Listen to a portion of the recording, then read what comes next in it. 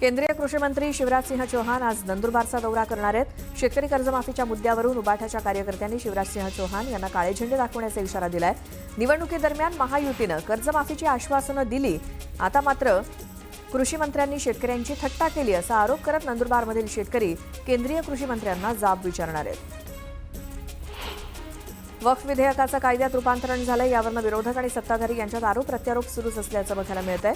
त्यातच आता वक्फ कायद्यावरनं महाविकास आघाडीतील घटक पक्षांपेक्षा उद्धव ठाकरेंनी वेगळी भूमिका मांडली आहे. त्यामुळे आता विरोधकांच्या महाविकास आघाडीच्या एकतेबाबत पुन्हा एकदा राजकीय वर्तुळात चर्चा सुरू झाल्याचं सांगितलं जात आहे.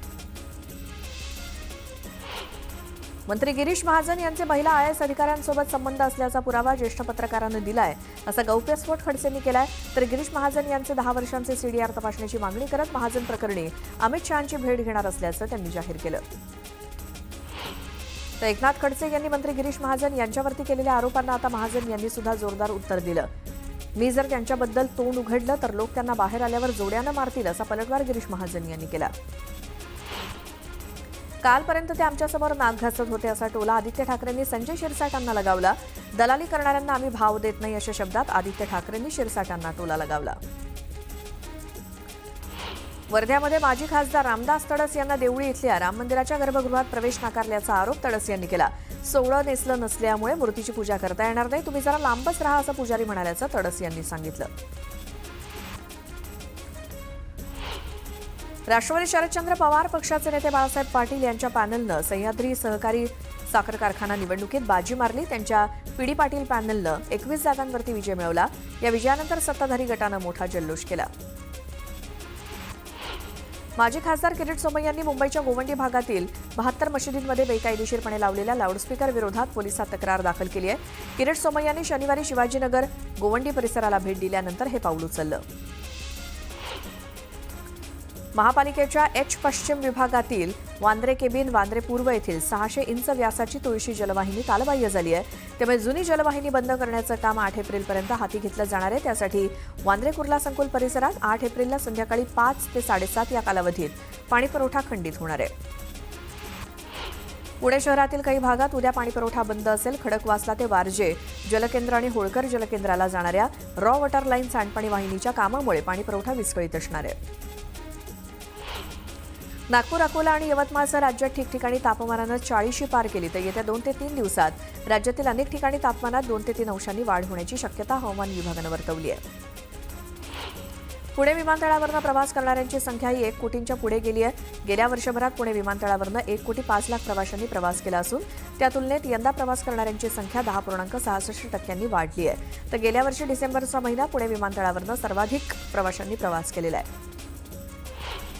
सार्वजनिक बांधकाम विभाग सुद्धा आता सर्वेक्षणासाठी ड्रोनचा वापर करणार आहे. 18 मीटरपेक्षा उंच इमारतीचं छत आणि अडगळीत असलेल्या पुलांची तपासणी तसंच 10 एकरापेक्षा जास्त जमिनीच्या सर्वेक्षणासाठी ड्रोनचा वापर केला जाणार आहे. 1 एप्रिलला हा शासन निर्णय जारी होईल. सायन पनवेल मार्गावरती सानपाडा इथे एका ट्रॅव्हल बसचा अपघात झाला. पुण्याच्या दिशेने जाताना दुभाजकाला धडक दिल्यामुळे हा अपघात झाला. या अपघातामध्ये वाहन चालक गंभीर जखमी झाला असून त्याच्यावर रुग्णालयात उपचार सुरू आहेत. देशात 39.2% बँक खाती महिलांच्या नावावरती आहेत. ग्रामीण महिलांच्या बँक खात्याचं प्रमाण 42.2% आहे, अशी माहिती एका सरकारी अहवालातनं समोर आली आहे. DN नगर ते मंडाळे मेट्रो 2B मार्गिकेचा पहिला टप्पा डिसेंबरपर्यंत प्रवाशांच्या सेवेत आणण्याच्या अनुषंगानं पावलं उचलण्यास MMRDAनं सुरुवात केली आहे. या मेट्रो मार्गिकेवरील मंडाळे ते चेंबूर या 5.6 किलोमीटर लांबीच्या मार्गावरील मेट्रोच्या ओव्हरहेड वायरवरील विद्युत प्रवाह येत्या मंगळवारपासून सुरू होणार आहे. त्यामुळे या मेट्रो मार्गिकेवरती गाडीच्या चाचण्यांना सुरुवात करण्याचा मार्ग मोकळा झाला आहे. नॅशनल स्टॉक एक्सचेंजची BKCमध्ये विस्तारित प्रशस्त इमारत उभी राहण्याचा मार्ग मोकळा झालाय. मुंबई महानगर प्रदेश विकास प्राधिकरणानं 5,500 चौरस मीटर क्षेत्रफळाचा भूखंड 758 कोटी रुपयांना NSEला देण्यास मान्यता दिली आहे.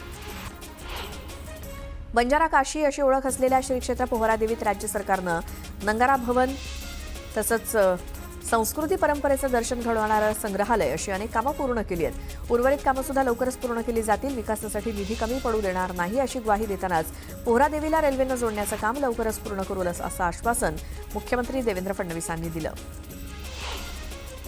महात्मा गांधी राष्ट्रीय ग्रामीण रोजगार हमी योजनेअंतर्गत महाराष्ट्रानं 5 वर्षात सर्वाधिक वाढ नोंदवलेली आहे. या योजनेअंतर्गत मनुष्य दिवस 2.55 पट वाढलं असून 629.58 लाख दिवसांवरून ते 1,611.20 लाख मनुष्य दिवस आले. रोजगार हमीतील या वाढीमुळे ग्रामीण रोजगार निर्मितीमध्ये महाराष्ट्र सर्वात वेगानं वाढणारा राज्य म्हणून पुढे आलंय. ही वाढ राष्ट्रीय सरासरीपेक्षा अधिक आहे. अंधेरी रेल्वे स्टेशनच्या प्लॅटफॉर्म क्रमांक 4 आणि 5 वरील मधल्या फुटओव्हर ब्रिजच्या दक्षिण बाजूचा जिना आजपासून 6 जूनपर्यंत बंद असेल. या पायऱ्यांची देखभाल दुरुस्ती या कालावधीत केली जाणार आहे. मेट्रो आणि रेल्वे यांच्या जोडणीमुळे अंधेरीत प्रवाशांची वर्दळ असते. पीपीएफवरती एप्रिल ते जून 2025 या तिमाहीचा व्याजदर 7.1% कायम ठेवण्यात आलाय. पीपीएफ हा भारतातील दीर्घकालीन गुंतवणुकीचा सर्वात लोकप्रिय प्रकार आहे. प्राप्तिकर सवलत मिळवण्यासाठी या गुंतवणुकीचा वापर मोठ्या प्रमाणात केला जातो. राज्यात बोगस रेशन कार्ड शोधण्यासाठी तपासणी मोहीम राबवण्यात येणार आहे. रेशन कार्ड संदर्भातील या मोहिमेत योग्य ते पुरावे सादर न करणाऱ्यांचं रेशन कार्ड रद्द करण्याचे आदेश अन्न आणि नागरी पुरवठा विभागाने दिलेत. 31 मे पर्यंत ही मोहीम सुरू राहणार आहे. या काळात रेशन कार्ड धारकांच्या घरी सुद्धा भेट दिली जाईल.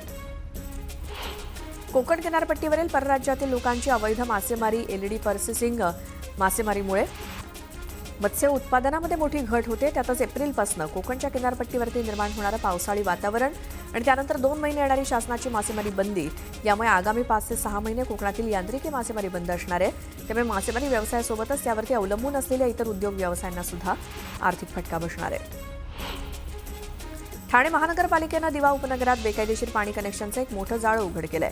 दरम्यान पाण्याच्या मुख्य पाईपलाईनमध्ये टॅपिंग करून बनवलेले 200हून अधिक बेकायदेशीर पाणी कनेक्शन आणि किमान 20,000 लिटर पाणी साठवण क्षमता असलेल्या अनेक मोठ्या टाक्या आणि टँकर भरण्याचे ठिकाण उपनगरातील नागरी अधिकाऱ्यांच्या पथकानं शोधून नष्ट केली आहेत. राज्यामध्ये 2005 पासून गेली 25 वर्ष बंद असलेली लिपी, ग्रंथपाल, प्रयोगशाळा सहाय्यक अशा शिक्षकेतर पदांची भरती पुन्हा सुरू होणार आहे. त्यामुळे शिक्षकांवरती सध्या असलेला शिक्षणेतर कामांचा भार हलका होण्याची शक्यता आहे. 10वी आणि 12वीच्या परीक्षांचे निकाल यंदा कधी जाहीर होणार याबद्दल विद्यार्थी आणि पालकांमध्ये उत्सुकता आहे. गेल्या वर्षी 10वीचा निकाल मे अखेरीस लागलेला होता. यंदा 10वीचा निकाल 15 मे पूर्वीच जाहीर होण्याची शक्यता आहे. याबाबत अधिकृत माहिती मिळालेली नाही. मुंबई महापालिकेचा आर्थिक डोलारा कोसळत असून तिजोरीत पैसे नसताना सुद्धा अर्थसंकल्पात सुमारे 2 लाख कोटी रुपयांची विकास कामं जाहीर केल्यानंतर आता ती पूर्ण करण्यासाठी मुदत ठेवींमधून 16,900 कोटींचं अंतर्गत कर्ज घेण्याची नामुष्की मुंबई महानगरपालिकेवरती ओढावली आहे. मुंबई महानगरपालिकेनं 2024-25 सालासाठी पाठवलेला अंतर्गत कर्जाचा प्रस्ताव राज्य सरकारच्या नगरविकास विभागानं मंजूर केला आहे. बेस्टकडनं कायमस्वरूपी नवीन भरती केली जात नसल्यामुळे आणि निवृत्त कर्मचाऱ्यांची संख्या वाढत असल्यामुळे आधीच कोट्यवधींचा आर्थिक संकटात सापडलेला बेस्ट उपक्रम आता सुरळीत सुरू ठेवण्यासाठी बेस्ट प्रशासनाला तारेवरची कसरत करावी लागणार आहे. सध्या 25,562 अधिकारी आणि कर्मचारी कार्यरत असून पुढील 2 वर्षामध्ये 25,000 कर्मचाऱ्यांपैकी निम्म्याहून अधिक कर्मचारी सेवानिवृत्त होणार आहेत. त्यामुळे बेस्टची डोकेदुखी वाढणार आहे. व्हॉट्सअप आपल्या वापरकर्त्यांसाठी नेहमीच नवनवीन फीचर्स आणत असतं. आता कंपनीनं आवाज आणि व्हिडिओ कॉल्सच्या अनुभवामध्ये आणखी सुधारणा करण्यासाठी पावलं टाकली आहेत. नवीन फीचर्सबाबत बीटा व्हर्जनमध्ये म्यूट बटन, व्हिडिओ कॉलमध्ये सुधारणा आणि इमोजी फीचर अशा सुधारणा आढळल्या आहेत. सोलापुरातील मोहोळ तालुक्यात जन्मदाती आई आणि मुलीच्या नात्यातील मायेचा उलावा आटल्याचं बघायला मिळालं. जन्मदात्या आईचा मृतदेह समोरून गेला, मात्र अंत्यसंस्कारासाठी 8 मुली आणि सख्खा भाऊ पुढे आला नाही. दरम्यान प्रार्थना फाउंडेशनचे प्रसाद मोहिते यांनी आपल्या सहकाऱ्यांसोबत भीमाबाई चटके यांच्या पार्थिवावर अंत्यसंस्कार केले. पानशेत धरणामध्ये पोहताना पुण्यातील तरुणाचा बुडून मृत्यू झालाय. पोलिसांनी दिलेल्या माहितीनुसार या ठिकाणी दोघे जण धरण परिसरात फिरण्यासाठी गेले होते, मात्र या ठिकाणी पोहण्यासाठी गेल्यानंतर दोघांपैकी एकाचा बुडून मृत्यू झालाय. त्यानंतर एक मोठी बातमी बघूया. तनिषा भिसे मृत्यू प्रकरणी दीनानाथ मंगेशकर हॉस्पिटल आरोपाच्या फेऱ्यात अडकलंय. या प्रकरणाची सरकारच्या विशेष समितीकडून चौकशी करण्यात येते. ही चौकशी समिती आज आपला अहवाल सादर करणार आहे. दीनानाथ रुग्णालय प्रशासनाच्या कारभारामुळे तनिषा यांचा मृत्यू झाल्याचा आरोप त्यांच्या नातेवाईकांकडून करण्यात आलाय. या प्रकरणी आरोग्य उपसंचालक डॉक्टर राधाकिशन पवार आज आपला अहवाल सादर करणार आहेत. पोलीस आयुक्तालयात ते अहवाल सादर करणार असून या पार्श्वभूमीवर राज्य महिला आयोगाच्या अध्यक्ष रुपाली चाकणकरांनी पोलीस आयुक्तालयात एक महत्त्वाची बैठक घेणार असल्याचं सांगितलं.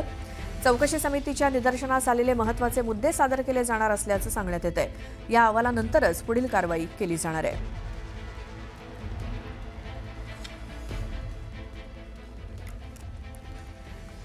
पुन्हा पाहूयात बातमी 36 जिल्ह्यांची.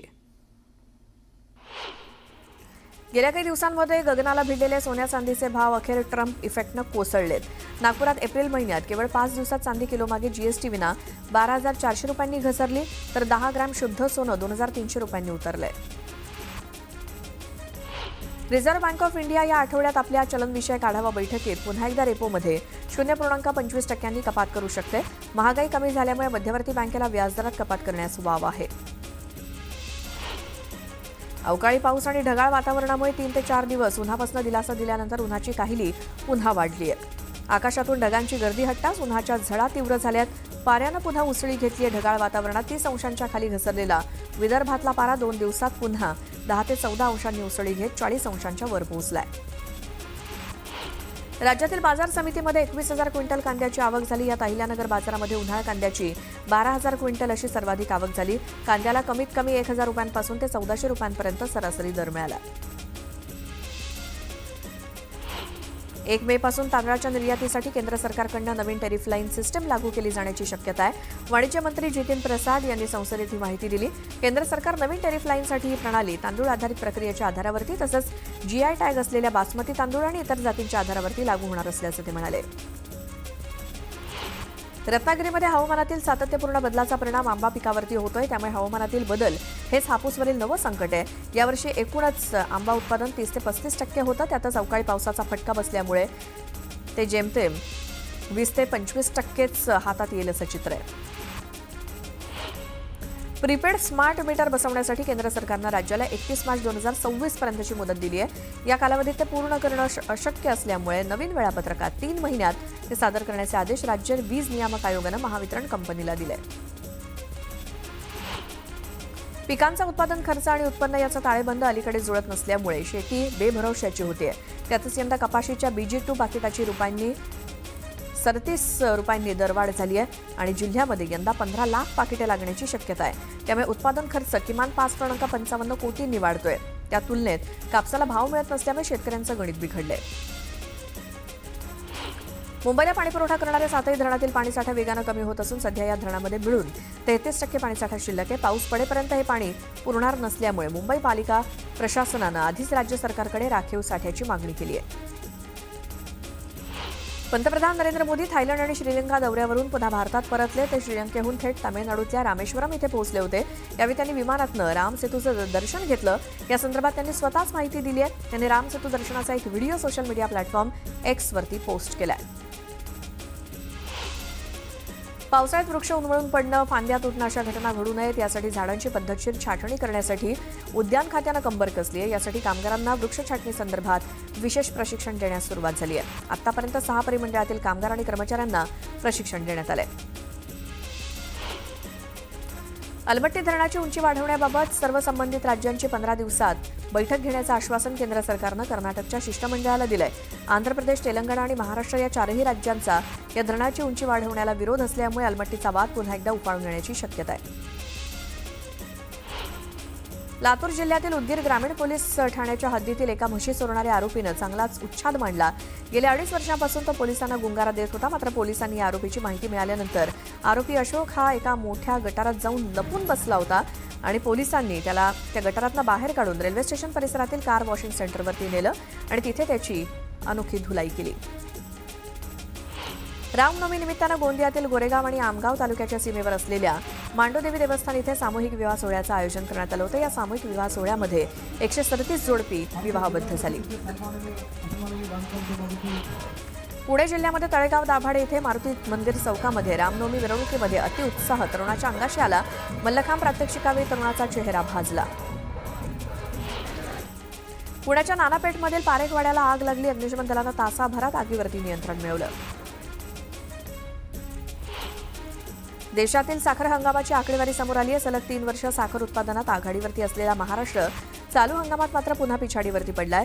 उत्तर प्रदेश 87 लाख टन साखर निर्मिती झाली असून अद्यापही 48 कारखाने सुरू आहेत. मुंबई गोवा राष्ट्रीय महामार्गावरील कशेडी इथे दोन्ही बोगद्यात पाणी गळती लागली आहे. राष्ट्रीय महामार्ग विभागाच्या अभियंत्यांसमोर ही गळती थांबवण्याचं आव्हान असून येत्या 2 महिन्यात ही गळती बंद करू असा विश्वास राष्ट्रीय महामार्ग विभागाला आहे आणि करोडो रुपयांचा खर्च करूनही गळती थांबत नसल्यामुळे वाहन चालकांना त्रास होतोय. जानेवारी ते मार्च 2025 या 3च महिन्यांच्या काळात सोन्याच्या किमतीत तब्बल 17,000पेक्षा जास्त वाढ झाली. अमेरिकेचे अध्यक्ष डोनाल्ड ट्रम्प यांनी लादलेल्या प्रतिपूर्ती शुल्कामुळे जागतिक बाजारपेठेबरोबरच शेअर बाजारावरती सुद्धा परिणाम झाला। त्यामुळे गेल्या 3 दिवसात सोनं दरात 2700 रुपयांनी घसरण झाल्यामुळे ग्राहकांना काहीसा दिलासा मिळालाय। मुंबईमध्ये सध्या असह्य उकाडा सहन करावा लागत असून पुढील 2 ते 3 दिवस हीच परिस्थिती कायम राहण्याचा अंदाज प्रादेशिक हवामान विभागानं वर्तवलाय। मागील काही दिवसांपासून प्रचंड उकाडा आणि उन्हाच्या झळा आणि काहिली यामुळे मुंबईकर अक्षरशः पोळून निघालेत। राज्यामध्ये उन्हाचा तडाखा वाढतोय, उकाड्यानं नागरिक हैराण होत आहेत। अनेक जिल्ह्यातील तापमानानं 40 ओलांडली आहे। या वाढत्या उष्णतेमुळे राज्यात गेल्या महिनाभरात 30 जणांना उष्माघाताचा झटका बसलाय। मुंबईत उष्माघाताचा एकही रुग्ण आढळलेला नाही। यावर्षीच्या मान्सूनचा अंदाज हवामान विभागानं जाहीर केला। यावर्षी हवामान विभागानं यंदाच्या नैऋत्य मोसमी पावसाच्या हंगामात अल निनोची शक्यता फेटाळून लावली आहे। अवकाळीचा प्रभाव ओसरताच विदर्भात पुन्हा उन्हाचे तीव्र चटके जाणवू लागलेत। रविवारी कमाल तापमानानं आणखी उसळी घेत 44 अंशांच्या दिशेनं झेप घेतली आहे। कोकणात उष्ण आणि दमट हवामानाची शक्यता असल्यामुळे येलो अलर्ट देण्यात आलाय। जळगाव जिल्ह्यामध्ये गेल्या वर्षी सरासरीपेक्षा 120 मिलीमीटर पाऊस झाला, परंतु आवर्तनातून पाण्याचा वारेमाप वापर आणि उष्ण वातावरणामुळे बाष्पीभवनाचा वेग मोठ्या प्रमाणात वाढलेला आहे। अजून 3.5 ते 4 महिने शिल्लक जलसाठा पुरवण्यासाठी जिल्हा प्रशासनाला कसरत करावी लागणार आहे। देशातील कापसाचं उत्पादन 60 लाख गाठीवरती घटल्यामुळे कापूस आयात करावा लागतोय। या पार्श्वभूमीवर उत्पादन वाढीसाठी केंद्र शासनानं कापूस तंत्रज्ञान मिशन सुरू केलं असून राज्यातील अकोला, परभणी आणि राहुरी कृषी विद्यापीठात यावरती संशोधन करण्यात येणार आहे। गोव्यामधील वास्को द गामा इथून ते बिहारमधील मुझफ्फरपूर इथे साप्ताहिक एक्सप्रेस चालवण्याचा निर्णय घेण्यात आलाय। या रेल्वेगाडीला कल्याण पनवेल रोहा चिपळूण रत्नागिरी सावंतवाडी रोड इथे थांबा असल्यामुळे कोकणवासियांसाठी ही रेल्वेगाडी फायदेशीर ठरणार आहे। मुंबईसह MMRमध्ये मेट्रोचं जाळं उभारलं जात असून त्याच्या संचालनासाठी मोठ्या प्रमाणात विजेची आवश्यकता आहे। मात्र सर्वच वीज कंपन्यांमध्ये मेट्रोला वीज पुरवण्यावरनं मोठी स्पर्धा रंगणार असल्याचं चित्र आहे। त्यामुळे आता मेट्रोला कुणाची पॉवर मिळणार याकडे सर्वांचं लक्ष लागलंय। दीनानाथ मंगेशकर रुग्णालयानं पैशाअभावी उपचारासाठी नकार दिल्यामुळे गर्भवतीचा मृत्यू झाल्याचा दावा करण्यात आलाय। या प्रकरणी राज्याच्या आरोग्य विभागानं चौकशीसाठी नेमलेल्या समितीनं गर्भवतीच्या घरी जाऊन रविवारी तिच्या नातेवाईकांचे जबाब नोंदवले। दरम्यान या प्रकरणी समितीनं प्राथमिक अहवाल आरोग्य संचालकांकडे पाठवला असून अंतिम अहवाल लवकरच सादर केला जाणार आहे। म्हाडाच्या कोकण मंडळानं पंतप्रधान आवास योजनेअंतर्गत सर्वसामान्यांसाठी उभारलेली हजारो घरं विक्री अभावी पडू नये ती गिरणी कामगारांना उपलब्ध करून देता येतील का याबाबत म्हाडाकडनं चाचपणी सुरू आहे। गिरणी कामगारांना किती किमतीत ती घरं द्यावीत याबाबत म्हाडाकडनं विचार सुरू आहे। नव्या राष्ट्रीय अध्यक्षांच्या निवडीसाठी भाजपची तयारी अंतिम टप्प्यात आली आहे। दिल्ली, हरियाणा आणि झारखंड वगळता उर्वरित सर्व राज्यांमध्ये प्रदेशाध्यक्षांच्या संदर्भात चर्चा पूर्ण झाली। पुढील आठवड्यापासून क्रमशः प्रदेशाध्यक्षांची घोषणा करण्याचा पक्षाचा विचार आहे। भाजपच्या वर्धापन दिनाच्या पार्श्वभूमीवर मजबूतही संघटन ऑनलाईन कार्यकर्ता संमेलनाचं आयोजन करण्यात आले। या संमेलनातील उपस्थितींना मुख्यमंत्री देवेंद्र फडणवीस, प्रदेशाध्यक्ष चंद्रशेखर बावनकुळे यांनी मार्गदर्शन केलं। भाजप महाराष्ट्र प्रदेशानं सदस्य संख्येमध्ये तब्बल 1.5 कोटींचा टप्पा पार केल्याचं समोर आलंय। यावेळी एक मोठी बातमी येते। छत्रपती शिवाजी महाराजांबाबत आक्षेपार्ह वक्तव्य करणाऱ्या तसंच इतिहास संशोधक इंद्रजित सावंत यांना धमकी देणाऱ्या प्रशांत कोरटकरच्या जामीन अर्जावरती आज सुनावणी होणार आहे। कोरटकरला जामीन मिळणार की जेलवारी कायम राहणार याकडे सर्वांचं लक्ष लागलंय। जामीन मिळाला तर कोरटकर नागपूरला जाताना बंदोबस्त देण्याचे आदेश कोर्ट देणार का? तसंच बंदोबस्त न दिल्यास कोरटकर कळंबा कारागृहातून बाहेर पडताना त्याला रोषाचा सामना करावा लागणार का याकडे सर्वांचं लक्ष लागलंय।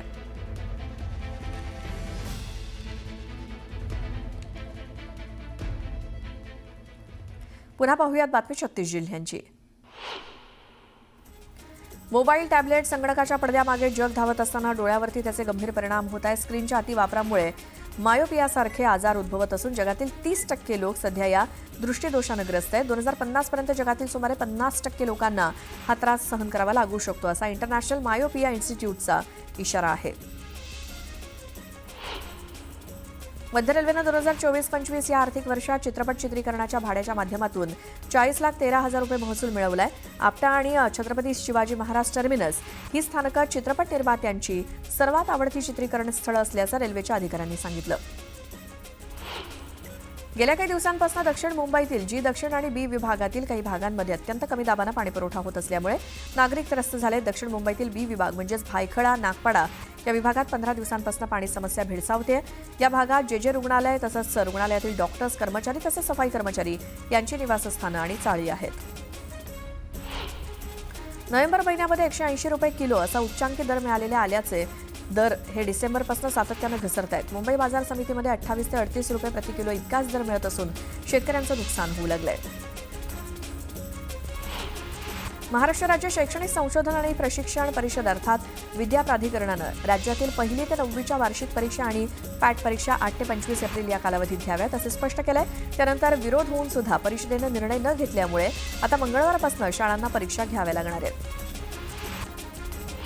राज्यातील सर्व व्यवस्थापनांच्या शाळेतील इयत्ता 1ली ते 12वीमध्ये शिकत असलेल्या सर्वच विद्यार्थ्यांची UDIS प्लस आणि सरल पोर्टलमधील स्टुडंट पोर्टलवरती आधार नोंदणी आवश्यक आहे। त्यामुळे शिक्षण विभागाकडून पुन्हा एकदा 14 एप्रिल 2025 पर्यंत मुदत देण्यात आली आहे। मुंबईचे डबेवाले 9 एप्रिलपासून 6 दिवसांच्या रजेवरती चालले आहेत। 14 एप्रिलपर्यंत डबेवाले आपापल्या गावातील यात्रांमध्ये सहभागी होणार आहेत। 15 एप्रिलपासून ते पुन्हा मुंबईकरांच्या सेवेत हजर होतील अशी माहिती मुंबई डबेवाला असोसिएशनचे अध्यक्ष सुभाष तळेकर यांनी दिली। छत्रपती संभाजीनगरमध्ये यंदाच्या उन्हाळ्यातील रविवार सर्वात जास्त उष्ण ठरला। काल 40 डिग्री तापमानाची नोंद करण्यात आली। यंदाच्या एप्रिल महिन्यामध्ये उष्णतेच्या तीव्र लाटा येतील असा अंदाज हवामान विभागानं वर्तवलाय। मुंबई शहर आणि उपनगरांमधील अनधिकृत बांधकामांविरोधात सध्या पालिकेनं धडक मोहीम हाती घेतली आहे। याचाच भाग म्हणून स्थावर मालमत्तेमध्ये अनधिकृतपणे वाढीव बांधकाम करणाऱ्यांकडनं मालमत्ता कराच्या 200% दंड आकारला जातोय। शहर आणि उपनगरातील अशा अनधिकृत इमल्यावरती आतापर्यंत पालिकेनं एकूण 392.28 कोटींचा दंड आकारलाय। महापुरामुळे कोल्हापूर आणि सांगली शहरातील होणारं नुकसान रोखण्यासाठी महापुराचे अतिरिक्त पाणी दुष्काळी विभागाकडे वळवण्यात येणार आहे। पूर नियंत्रणाअंतर्गत 1,200 कोटींच्या कामांना जागतिक बँकेनं मंजुरी दिली आहे। यापैकी 1,000 कोटींची कामं निश्चित करण्यात आली आहेत। गिरीश महाजनांनी माझं नाव घेऊन आदळापट करण्याची गरज नाही असं प्रत्युत्तर एकनाथ खडसे यांनी दिलं। पुरावे मागायचे असतील तर अनिल थत्तेंकडे मागावे असं खडसे म्हणाले। पुणे जिल्हा बँक 2,500 कोटींचं पीक कर्ज वाटप करणार आहे। यंदा 2,500 कोटी रुपयांइतकं पीक कर्ज वाटप एकट्या खरीप हंगामामध्ये करण्याचं नियोजन बँकेकडनं करण्यात आलंय। सोलापुरातील बाबू जगजीवन राम झोपडपट्टीतील 80 घरातील साठवलेल्या पाण्यामध्ये डेंग्यूच्या अळ्या आढळून आल्या आहेत। 2 शाळकरी मुलींच्या मृत्यूनंतर सोलापूर महानगरपालिका प्रशासनाला जाग आली। सिल्लोड येथे श्रीराम जन्मोत्सव सोहळा उत्साहात पार पडला। शहरातील श्रीराम मंदिरात दिवसभर धार्मिक कार्यक्रमांची रेलचेल बघायला मिळाली। संध्याकाळी श्रीराम जन्मोत्सव रामनवमी निमित्तानं शहरातील त्रिवेणी गल्ली भागातील श्रीराम मंदिर इथून दरवर्षीप्रमाणे भव्य शोभायात्रा काढण्यात आली।